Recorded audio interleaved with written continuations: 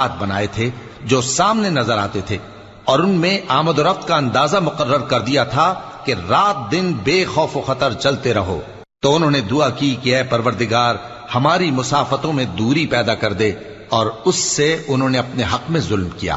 تو ہم نے انہیں نابود کر کے داستان بنا دیا اور انہیں بالکل منتشر کر دیا۔ اس میں ہر صابر و شاکر کے لیے نشانیاں ہیں۔ اور شیطان نے ان کے بارے میں اپنا خیال سچ کر دکھایا کہ مومنوں کی ایک جماعت کے سوا وہ اس کے پیچھے چل پڑے، اور اس کا ان پر کچھ زور نہ تھا، مگر ہمارا مقصود یہ تھا کہ جو لوگ آخرت میں شک رکھتے ہیں ان سے ان لوگوں کو جو اس پر ایمان رکھتے ہیں ممتاز کر دیں،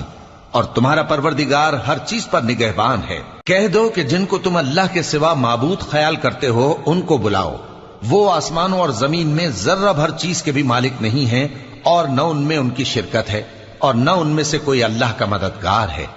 اور